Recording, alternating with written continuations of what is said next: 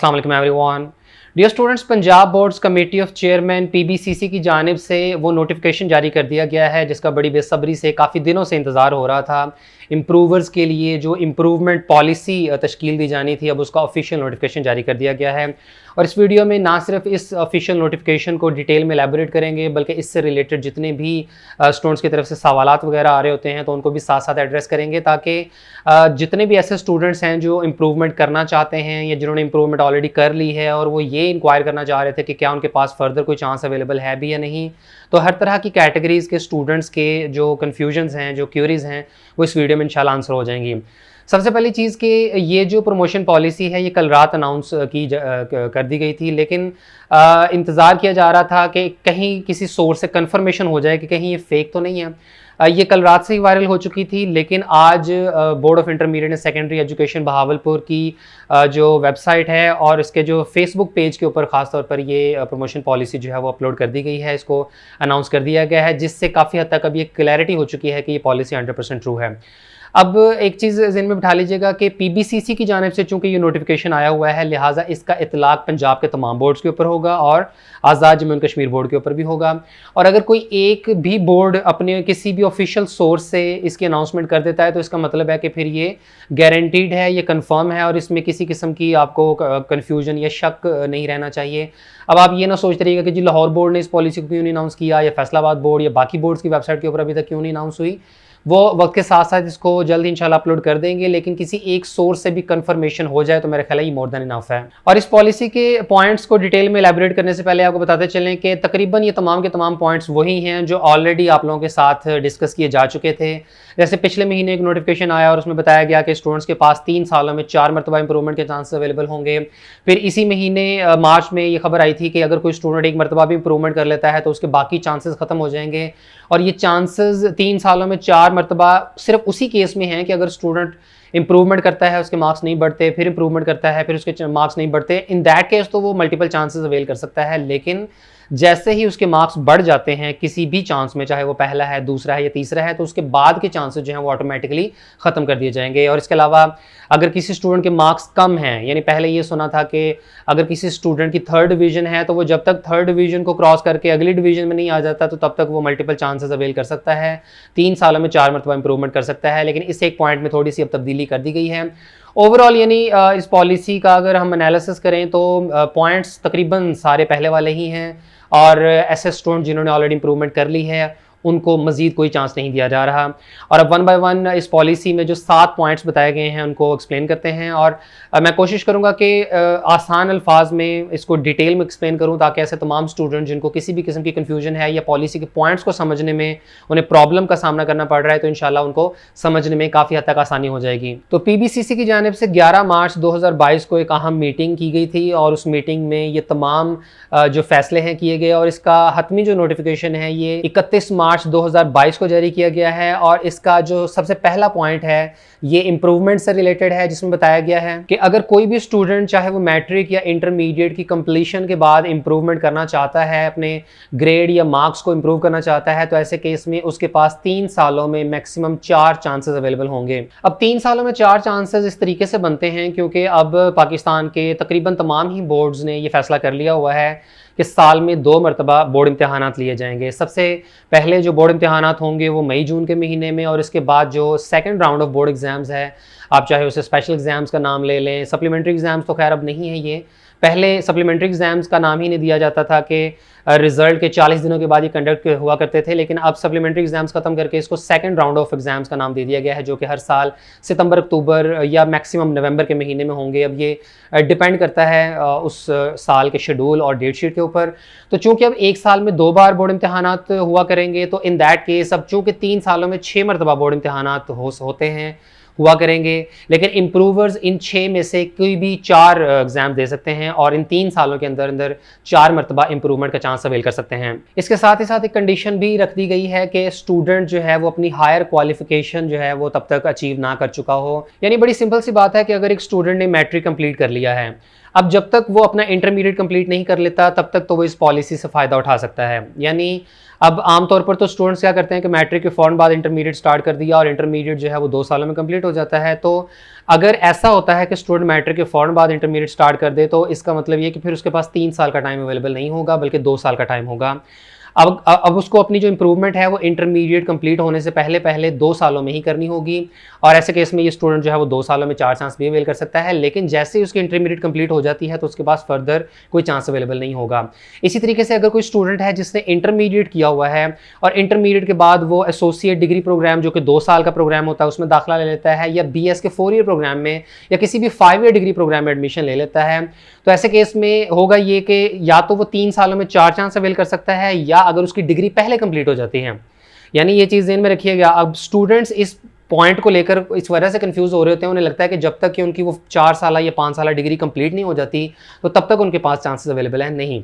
Point ये है कि या तो 3 साल का अरसा अगर तो ये पहले ख़त्म हो जाता है तो, या अगर आप 2 साल की डिग्री अवेल करते हैं तो अगर वो 2 साल की डिग्री पहले कंप्लीट हो जाती है तो एट दैट टाइम भी आपका वो टाइम पीरियड कंप्लीट हो जाएगा। दोनों में से जो भी काम पहले कंप्लीट हो गया तो उसके बाद आपके पास फर्दर चांस अवेलेबल नहीं होगा। या तो आप 2 साल की डिग्री कंप्लीट कर लेते हैं तो उसके बाद कोई चांस नहीं है। अगर आपकी अगली जो डिग्री है वो 4 या 5 साल की है तो ऐसे केस में आपके जो चांसेस हैं वो 3 सालों में ख़त्म हो जाएंगे। इसके अलावा कैंडिडेट की अपनी चॉइस है कि वो चाहे तो कोई पर्टिकुलर सब्जेक्ट्स इंप्रूव कर ले या कंप्लीट पार्ट 1, कंप्लीट पार्ट 2 या वो कंप्लीट इंटरमीडिएट या कंप्लीट मैट्रिक भी इंप्रूव कर सकता है। और ये चांसेस तब तक ही अवेल हो सकते हैं जब तक कि उसके मार्क्स इंप्रूव नहीं हो जाते। और एक मरतबा अगर 3 सालों में इन 4 जो इंप्रूवमेंट के चांसेस हैं इनमें से किसी एक में भी उसके मार्क्स बढ़ जाते हैं, उसकी इंप्रूवमेंट हो जाती है, तो ऐसे केस में उसके बाकी के चांसेस खत्म हो जाएंगे और उसको दोबारा इंप्रूवमेंट के एग्जाम्स में अपीयर होने की परमिशन नहीं होगी। तो अब इस पॉइंट नंबर 1 को अच्छे तरीके से अंडरस्टैंड कर लीजिएगा कि आप लोगों के पास कहने को तो 3 सालों में 4 चांसेस अवेलेबल हैं,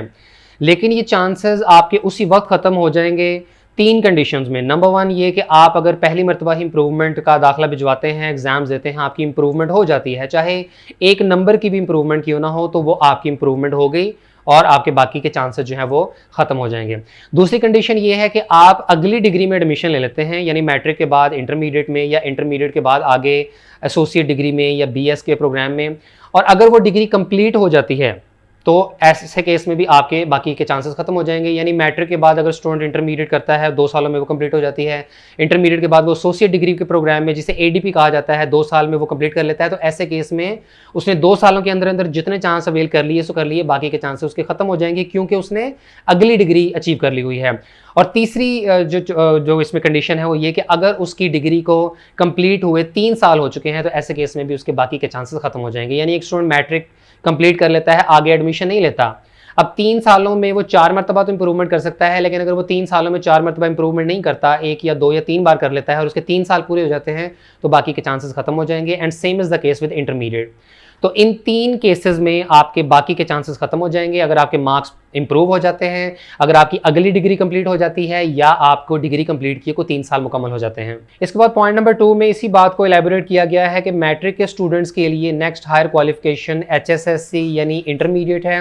और इंटरमीडिएट के स्टूडेंट्स के लिए next higher qualification associate degree in arts या एसोसिएट डिग्री इन साइंस या BS का कोई भी 4 या 5 साल प्रोग्राम हो सकता है। इसके बाद थर्ड पॉइंट बहुत इंपॉर्टेंट है कि अगर ऐसे स्टूडेंट जो ग्रेड E या ग्रेड D में फॉल करते हैं तो वो अपने 3 सालों में 4 चांसेस अवेल कर सकते हैं जब तक कि वो ग्रेड C में नहीं आ जाते या उनके 50% नंबर नहीं हो जाते। इससे प्रीवियस इन्फॉर्मेशन के मुताबिक ये बताया गया था कि जब तक के स्टूडेंट 45% या उससे ज़्यादा मार्क्स अचीव नहीं कर लेता तब तक वो अपने चांसेस मुकम्मल कर सकता है, लेकिन अब ये जो लिमिट है ये इन्हांस कर दी गई है। उसकी वजह ये है कि पाकिस्तान में ज़्यादातर जो यूनिवर्सिटीज़ हैं वो अपने नॉन साइंस और नॉन IT के जो प्रोग्राम्स हैं अंडर ग्रेजुएट लेवल के, तो उनमें एडमिशन के लिए मिनिमम 45% मार्क्स रिक्वायर करते हैं। और अगर आपने किसी IT से रिलेटेड जैसे कि BS computer science, BS information technology या BS सॉफ्टवेयर इंजीनियरिंग जैसे प्रोग्राम्स में एडमिशन लेना हो तो ऐसे केस में आपको इंटरमीडिएट में कम से कम 50% नंबर चाहिए होते हैं। तो अब इस पॉलिसी में ये बात वाज़ेह कर दी गई है कि अगर किसी स्टूडेंट ने इंटरमीडिएट कंप्लीट किया हुआ है,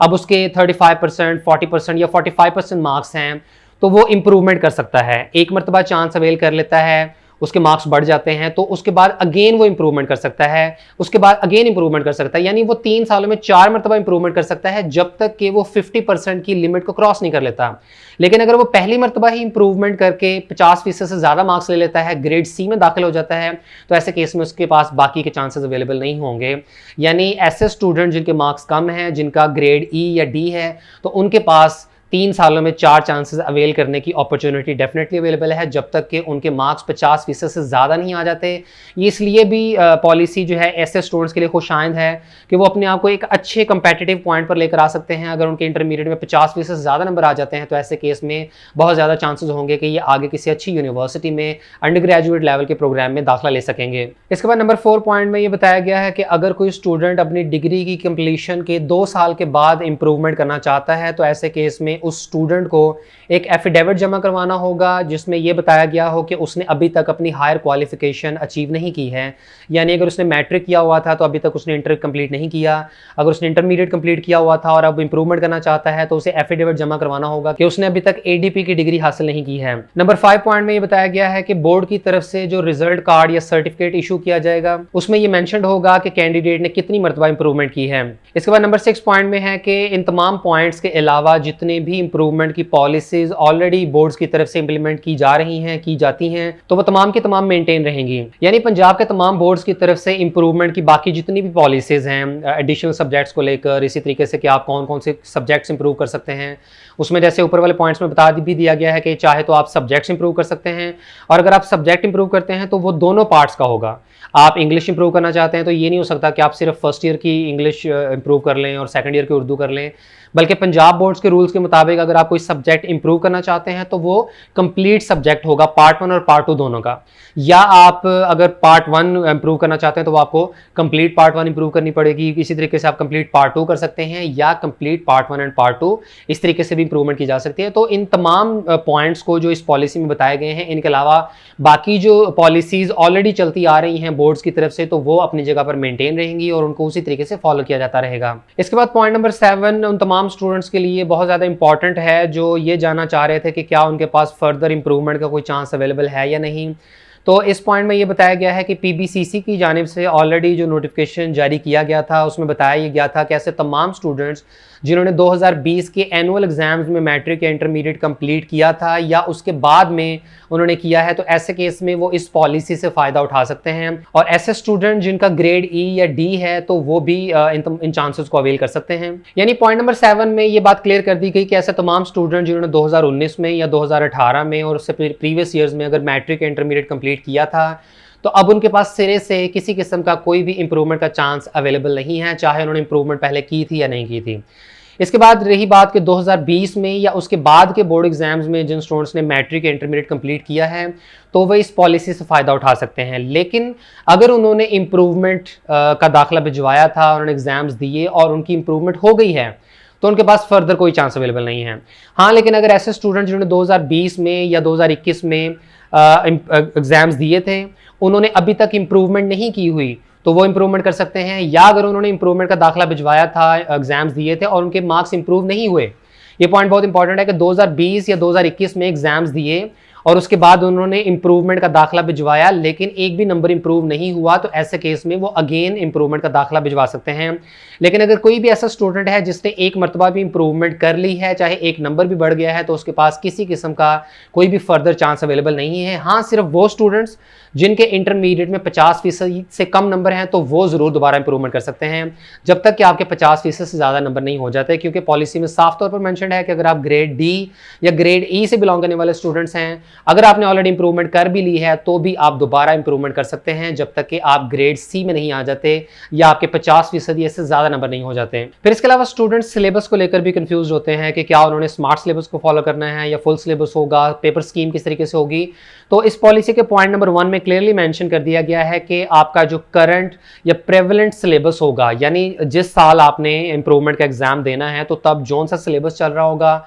जैसे इस साल की अगर बात करें तो इस साल तो फुल सिलेबस फॉलो हो रहा है, तो अगर किसी स्टूडेंट ने पिछले साल या उससे पिछले साल स्मार्ट सिलेबस के मुताबिक भी एग्जाम्स दिए थे तो ऐसे केस में इस साल अब चूंकि वो इंप्रूवमेंट करना चाह रहा है तो वो स्मार्ट सिलेबस को फॉलो नहीं करेगा, बल्कि जो करंट सिलेबस है यानी फुल सिलेबस उसी के मुताबिक उसको तैयारी करनी होगी और उसी के मुताबिक उसके एग्जाम्स लिए जाएंगे। बाकी इस पॉलिसी को लेकर ये भी एतराज़ किया जा रहा है कि ये बड़ी लेट पॉलिसी अनाउंस की गई है। अब तो सिंगल फीस के साथ जो है वो दाखिला फॉर्म भिजवाने की डेडलाइन भी गुजर चुकी है, जो कि 31 मार्च थी, और अब अगर स्टूडेंट्स अप्लाई करेंगे तो वो डबल फीस के साथ अप्लाई करेंगे और ऐसे केस में उन्हें ज़्यादा फी अदा करनी पड़ेगी। तो इसका भी बोर्ड वालों ने बड़ा ज़बरदस्त सोल्यूशन निकाल लिया हुआ है कि उन्होंने ऐसे तमाम स्टूडेंट्स के लिए जो है वो डेडलाइन एक्सटेंड कर दी है कि जो सिर्फ इंप्रूवमेंट करना चाहते हैं। याद रखिएगा कि सिर्फ इंप्रूवर स्टूडेंट्स के लिए जो इस पॉलिसी के मुताबिक एलिजिबल हैं और वो इंप्रूवमेंट करना चाहते हैं, चाहे मैट्रिक एग्जाम्स की या इंटरमीडिएट के एग्जाम्स की, तो उनके लिए सिंगल फीस के साथ इंप्रूवमेंट का दाखिला फॉर्म भिजवाने की जो डेडलाइन है वो एक्सटेंड कर दी गई है 15 अप्रैल तक। उन्हें 15 दिनों का इजाफी टाइम दिया जा रहा है कि वो सिंगल फीस के साथ अप्लाई कर सकते हैं और इंप्रूवमेंट का दाखिला भिजवाकर इसी साल में वो इंप्रूवमेंट कर सकते हैं। तो ये है जी पीबीसीसी की जानिब से जारी होने वाली पॉलिसी। मेरा ख्याल है कि आपको तमाम के तमाम पॉइंट्स क्लियर हो गए होंगे। सबसे बड़ी कन्फ्यूजन यही थी कि क्या ऐसे स्टूडेंट जिन्होंने ऑलरेडी इंप्रूवमेंट कर ली है, उनके कुछ मार्क्स बढ़ गए हैं, तो क्या वो दोबारा इंप्रूवमेंट कर सकते हैं? तो उसका आपको जवाब मिल गया कि वो नहीं कर सकते। कोई इसमें ऑप्शन मौजूद नहीं है। अगर आप कहें कि जी हम रिजल्ट कैंसिल करवा दें, अपने प्रीवियस मार्क्स कैंसिल करवा दें, तो क्या हम दोबारा इंप्रूवमेंट कर सकते हैं? तो इस तरह की कोई भी अपॉर्चुनिटी, किसी किस्म का चांस जो है वो स्टूडेंट्स को फ्राहम नहीं किया जा रहा है। लिहाजा आपने अगर ऑलरेडी इंप्रूवमेंट कर ली है, अब आपके जितने भी नंबर हैं उसी के ऊपर ही आपको इत्तफाक करना पड़ेगा और आपको नेक्स्ट जो है वो अपना प्लानिंग करनी होगी कि अगर आप एंट्री टेस्ट वगैरह में या आगे अपनी हायर एजुकेशन में दाखिला लेना चाहते हैं तो उसके अकॉर्डिंगली अब आप अपना लाएहमल तरतीब दे लें। लेकिन किसी किस्म का कोई चांस अवेलेबल नहीं है और ऐसे तमाम स्टूडेंट जिनके पास चांस अवेलेबल है तो वो 15 दिनों के अंदर अंदर, अगर अभी तक उन्होंने अप्लाई नहीं किया तो वो लाजमी अप्लाई कर दें। और इंशाल्लाह ये डेट शीट भी आप लोगों की मैट्रिक के हवाले से तो एक टेंटेटिव आ चुकी है, इंटरमीडिएट की भी जल्द इंशाल्लाह आ जाएगी। 18 जून से सेकेंड ईयर के बोर्ड एग्जाम स्टार्ट हो रहे हैं और ये जो एग्जाम्स हैं ये विद प्रैक्टिकल्स होंगे, तमाम सब्जेक्ट्स के होंगे। पार्ट 1 पार्ट 2 दोनों पार्ट्स के जो है वो आपके एग्जाम्स लिए जाएंगे और ये फुल सिलेबस के मुताबिक एग्जाम्स होंगे। इनके अलावा भी अगर आपके जहनों में कुछ क्वेश्चंस हों तो आप कमेंट सेक्शन में पूछ सकते हैं। इंशाल्लाह अपकमिंग वीडियोस में आपके साथ उसकी डिटेल भी शेयर कर देंगे।